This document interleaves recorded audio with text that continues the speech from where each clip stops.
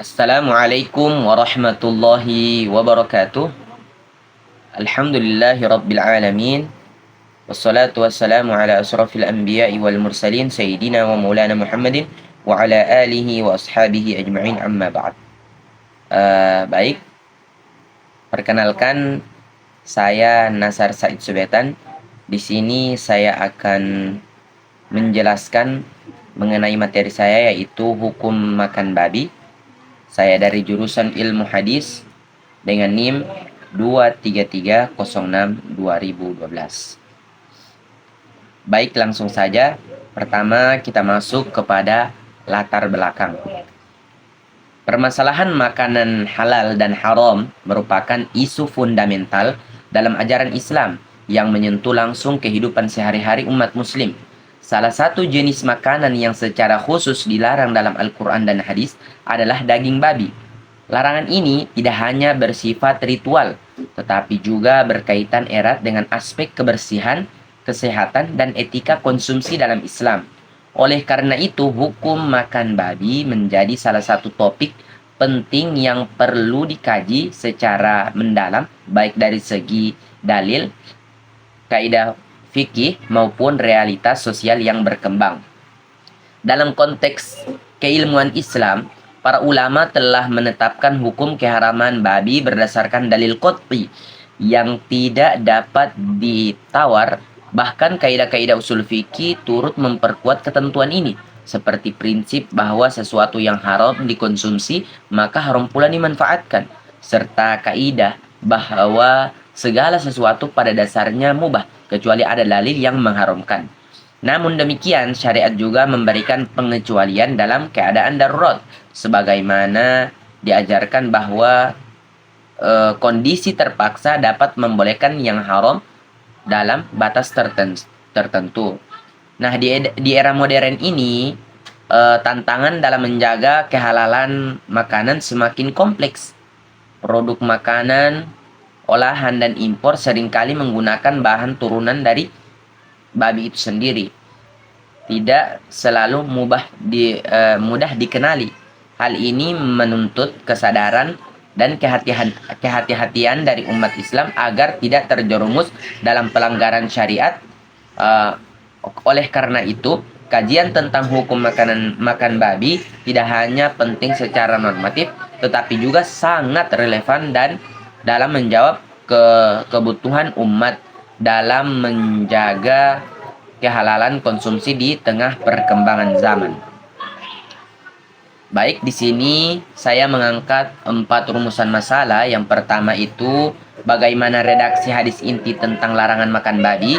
Yang kedua, apakah ada dalil yang kontradiktif. Yang ketiga, bagaimana kaidah usul fikih berperan dalam memahami hukum makan babi.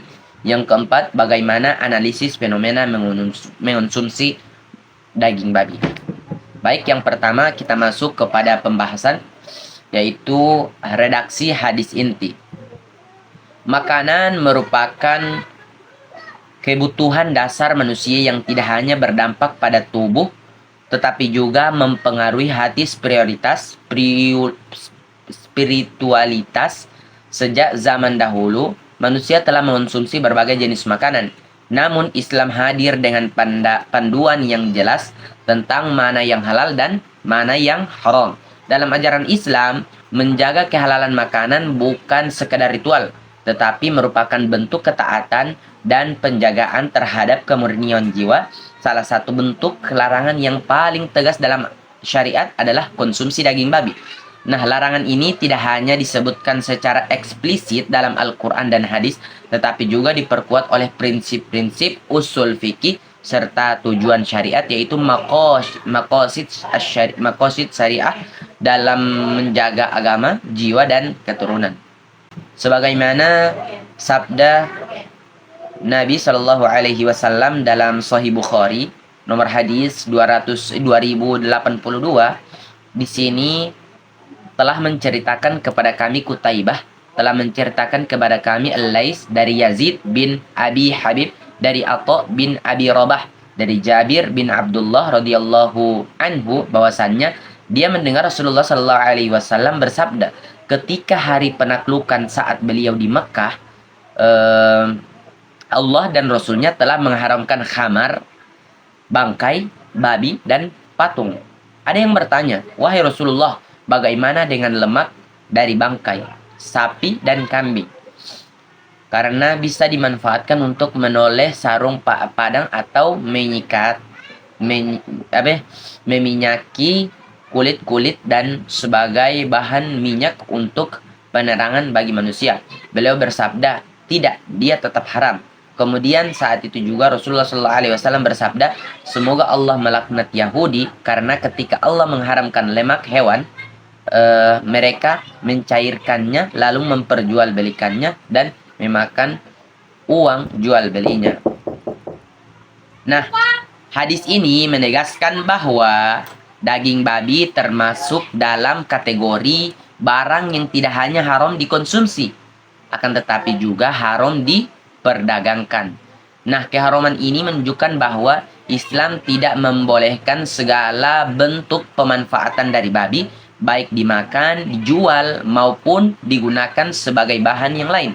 Selain itu, ada hadis yang memperkuat larangan ini dari segi dampak spiritual, yaitu kullu jasadin nabata min suhtin fannaru aula bihi.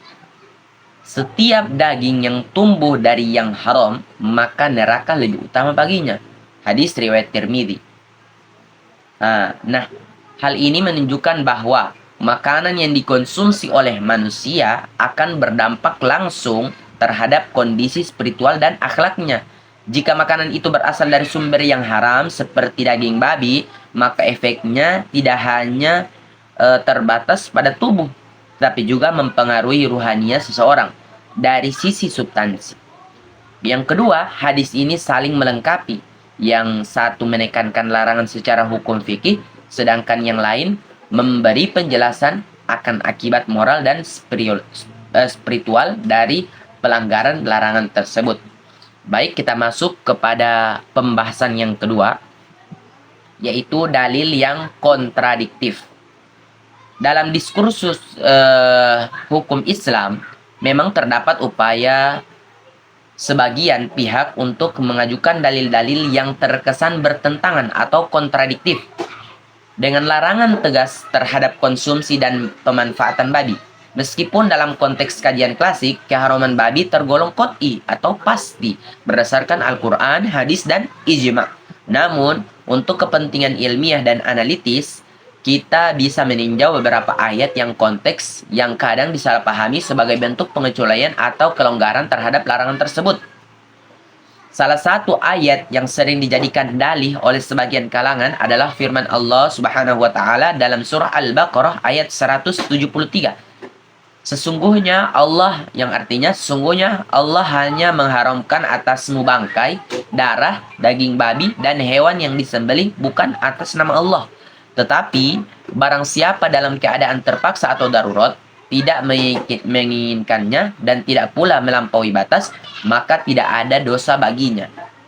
Sesungguhnya Allah Maha Penyayang Sesungguhnya Allah Maha Pengampun lagi Maha Penyayang.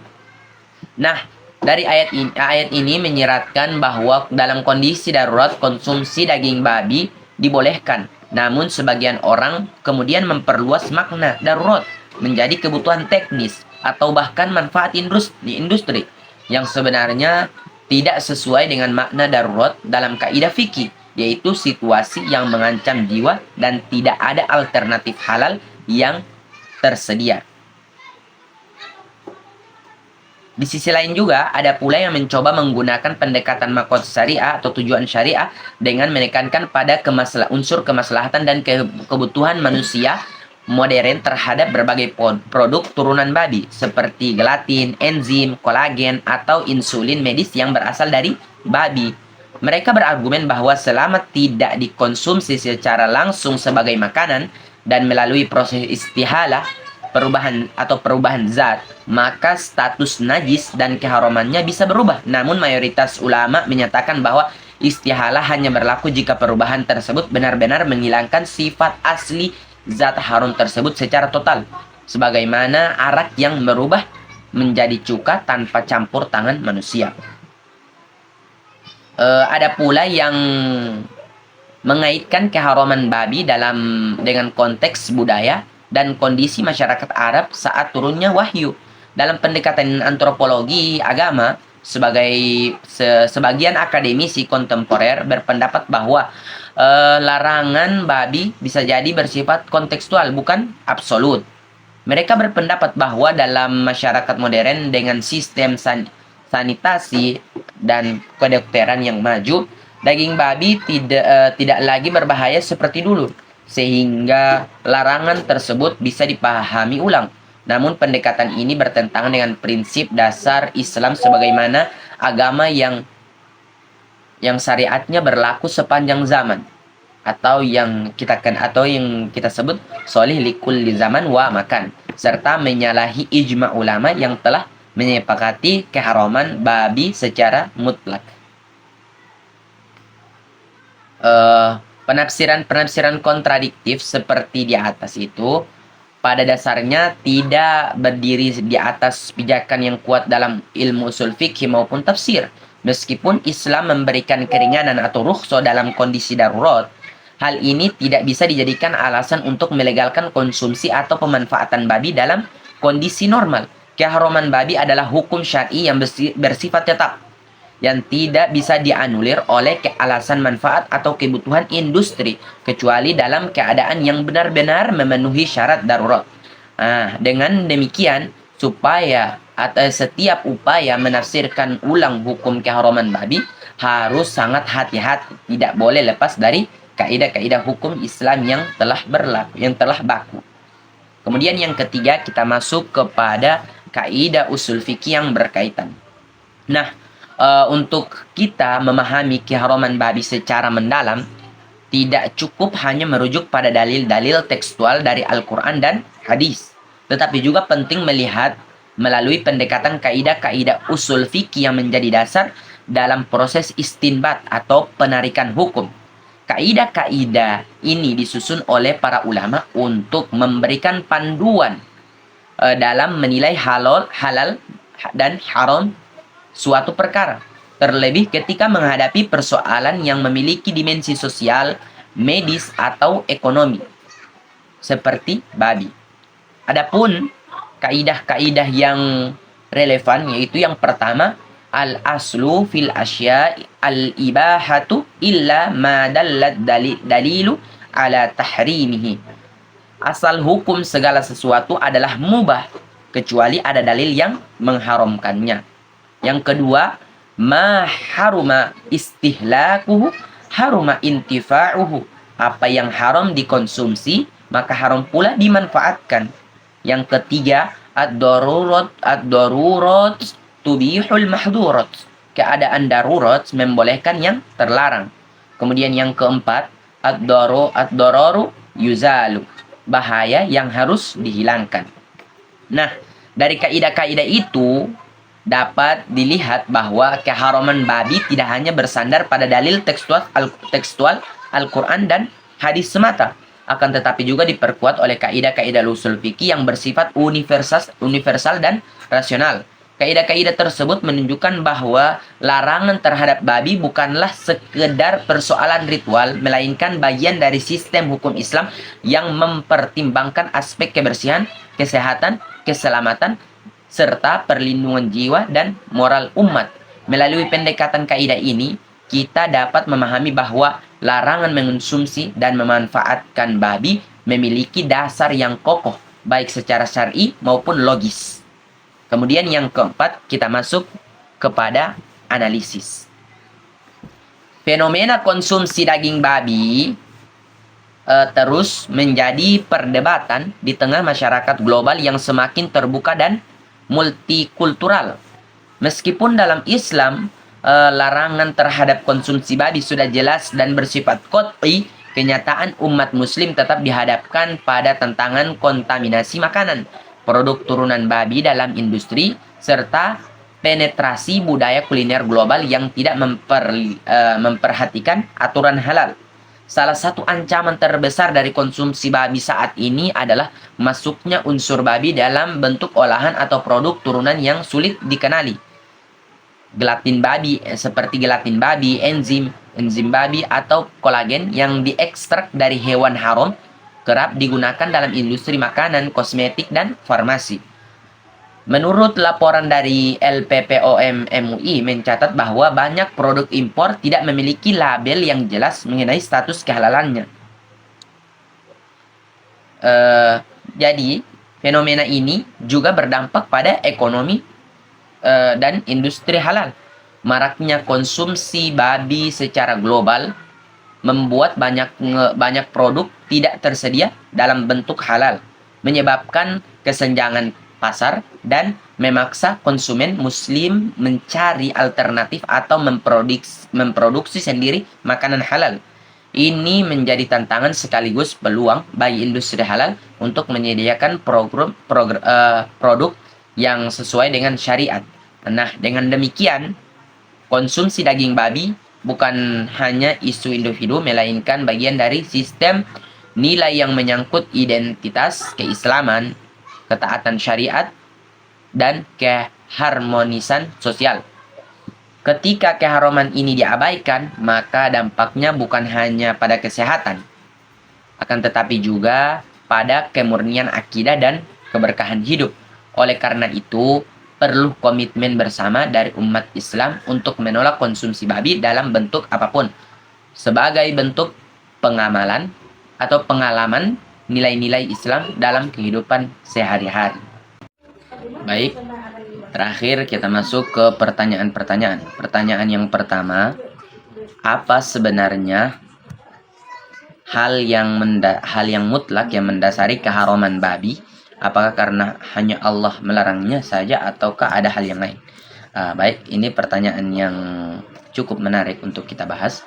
Jadi, keharaman babi itu mutlak datangnya dari Allah Subhanahu wa taala, karena Allah langsung yang mengatakan dalam Al-Qur'an, dan Al-Qur'an ini kedudukannya kedudukannya yang paling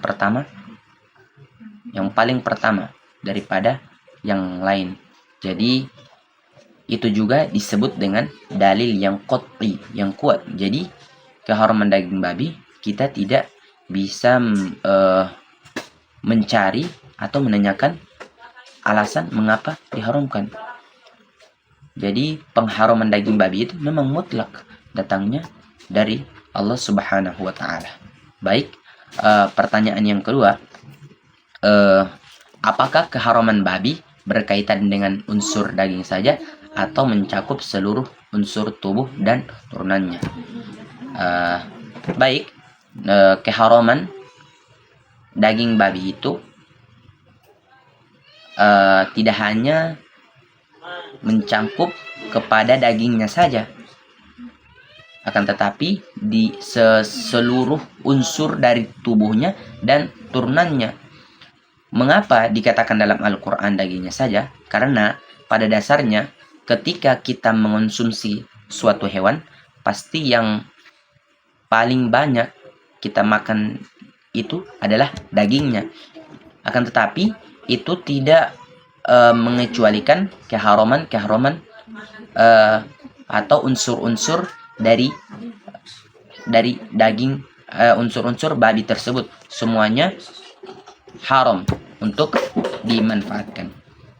Kemudian yang ketiga, bagaimana hukum memakan daging babi dalam kondisi terpaksa di negara mayoritas non-muslim.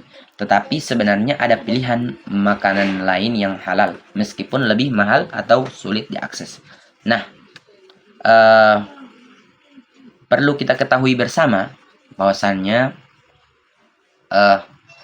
dalam kondisi darurat kita harus memenuhi syarat-syarat ketika kita bisa disebut darurat itu sendiri. Kita bisa disebut darurat. Akan tetapi pada konteks ini di sini masih bisa belum termasuk kondisi darurat.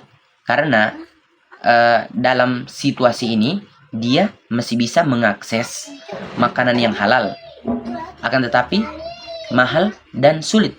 Nah, di sini bisa kita katakan bahwasannya dia belum sampai kondisi darurat, karena dia masih bisa mengakses makanan, atau bisa mengakses makanan walaupun sulit untuk diakses. Jadi di situ juga perlu ikhtiar dari kita untuk mencari makanan yang halal selain babi. Dan untuk kondisi ini kita lebih untuk mengutamakan mencari makanan yang halal daripada yang haram, karena masih bisa untuk diakses, walaupun itu sulit dan membutuhkan perjuangan mengakses makanan halal. Itu menjadi suatu ikhtiar bagi kita semua. Kemudian pertanyaan yang keempat, apa manfaat dari diciptakan babi di dunia jika ada pelanggaran terhadap jenisnya? Jadi sebelumnya perlu kita ketahui bersama bahwasannya apa yang diciptakan oleh Allah Subhanahu wa taala, semuanya yang diciptakan oleh Allah Subhanahu wa taala itu tidak ada yang bentuknya sia-sia. Babi diciptakan pasti mempunyai fungsi tertentu, walaupun babi itu sendiri dikatakan haram, akan tetapi dia masih memiliki fungsi-fungsi tertentu untuk bisa digunakan selain dikonsumsi. Baik, mungkin hanya itu pertanyaan-pertanyaan dari yang biasa ditanyakan. Selanjutnya yang terakhir, kesimpulan. Islam itu sangat menekankan pentingnya menjaga kehalalan dan kesucian makanan sebagai bagian dari ibadah dan wujud ketaatan kepada Allah Subhanahu wa taala. Salah satu bentuk pengharaman yang paling tegas dalam syariat adalah larangan mengonsumsi daging babi. Larangan ini bukan hanya ditegaskan dalam Al-Quran, tetapi juga ditegaskan oleh Rasulullah SAW melalui hadis-hadis yang sahih dalam hadis riwayat Bukhari dan Muslim. Dan Nabi menyebutkan bahwa babi termasuk benda najis yang tidak boleh dikonsumsi ataupun diperdagangkan, sejajar dengan khamar dan bangkai. Ini menunjukkan bahwa Islam tidak hanya melarang dari sisi konsumsi, tetapi juga dari seluruh aspek pemanfaatan.